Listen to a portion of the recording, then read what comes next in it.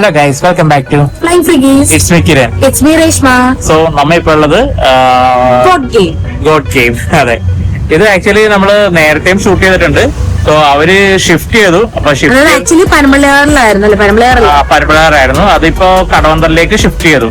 So നമ്മ അതിന്റെ ഒരു ഇൻട്രൊഡക്ഷൻ വേണ്ടിയാണ് ഇവിടെ വന്നത്. കൂടെ നമുക്ക് കുറച്ച് ഗെയിംസ് ഒക്കെ വന്ന് കളിച്ച് കാണിക്കാം എന്നുള്ള രീതിയിലാണ്. സോ നമുക്ക് വീട്ടിലേക്ക് പോകാം. നമ്മ ഉള്ളത് ഗോഡ് ഗെയിം കൊച്ചിയിലാണ്. ഇത് വരുന്നത് പോണത്ത് ടെമ്പിൾ റോഡ്, ഇന്ദിരാനഗർ ആണ്, കടവന്ത്ര.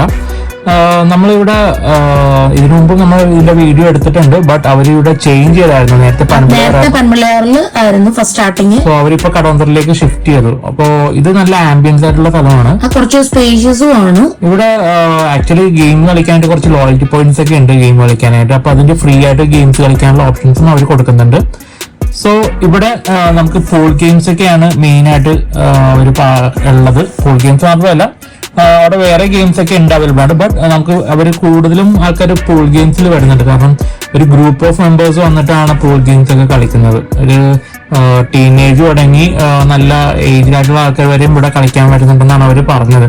കാരണം അത് അത്രയും നല്ലൊരു ഗെയിമിംഗ് സ്പോട്ടായിട്ട് ഇപ്പൊ അവര് വളർന്നുകൊണ്ടിരിക്കുകയാണ്. സോ നമ്മളെത്തിയപ്പോൾ ഇവിടെ ഗ്രൂപ്പായിട്ട് ഗെയിം കളിക്കാനായിട്ട് ഒരു 8 പൂൾ ഗെയിംസ് വരെയും അവർ കളിക്കാനുള്ള ആൾക്കാരുണ്ടായിരുന്നു.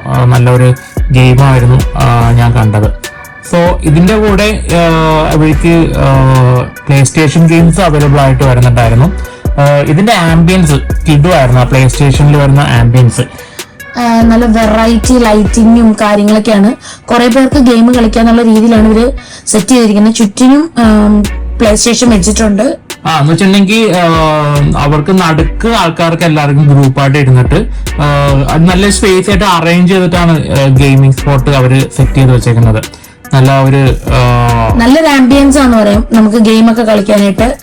പിന്നെ അതിന്റെ ഒപ്പം ഇവര് സോഫ്റ്റ് ഡ്രിങ്ക്സും ഒക്കെ സ്നാക്സ് ഒക്കെ പ്രൊവൈഡ് ചെയ്യുന്നുണ്ട്.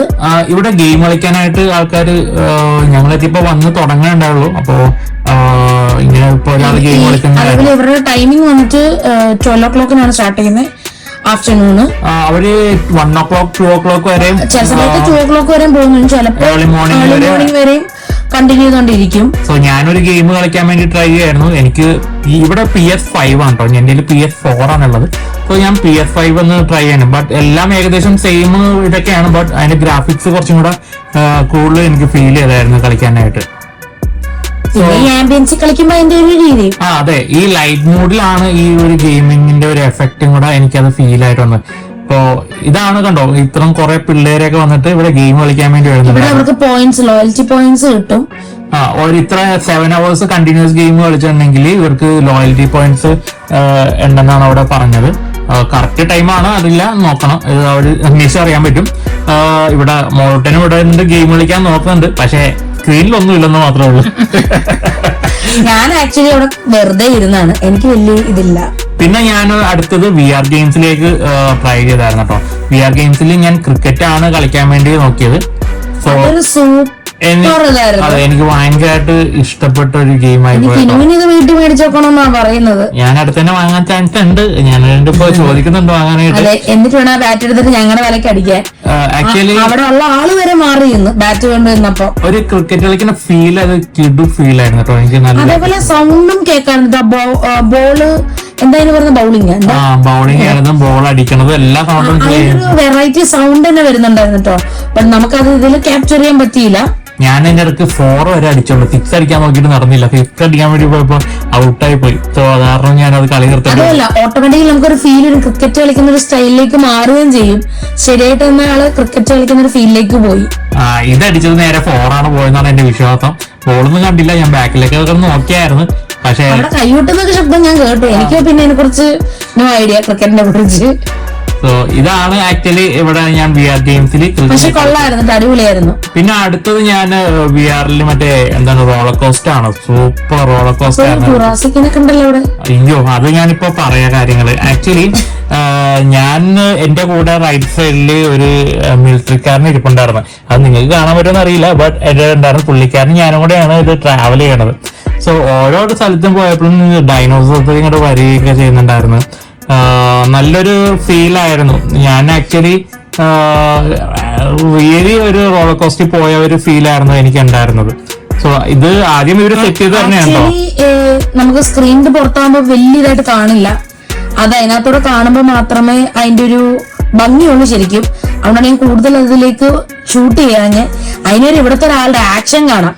ആക്ച്വലി അത് അവരെന്നെ ഷേക്ക് ചെയ്ത് ആക്ച്വലി ഞാൻ വിചാരിച്ചു ഞാൻ തന്നെ ഫീൽ ആയിട്ട് ഇങ്ങനെ പക്ഷെ എല്ലാം കഴിഞ്ഞപ്പോ ഓരോ അതിന്റെ ഒരു മൂമെന്റ് എത്തുമ്പം അവരെ തന്നെ ഷേക്ക് ചെയ്ത് അങ്ങോട്ടേക്ക് ഇങ്ങോട്ടേക്ക്. അപ്പം ശരിക്കും ആക്ച്വൽ ഫീൽ എനിക്ക് അത് അവരെ തന്നായിരുന്നു. ഇനും എന്ത് ചെയ്യും, അതേപോലെ തന്നെ ചരിഞ്ഞും നേരെയും അല്ലാണ്ടും ഒക്കെ നിൽക്കും, അങ്ങോട്ട് നോക്കുന്നു ഇങ്ങോട്ട് നോക്കുന്നു.